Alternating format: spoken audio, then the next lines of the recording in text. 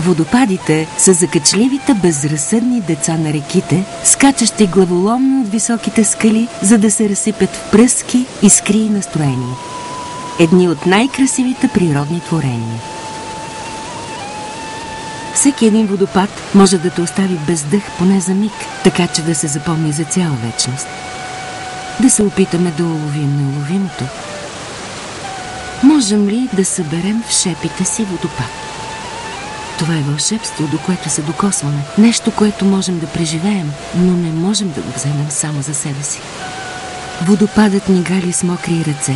Той е чиста енергия, която трябва да усетим със сърцата си.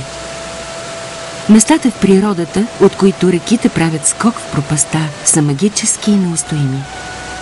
Водопадите са живи същества. От тях струи светлина и чистота.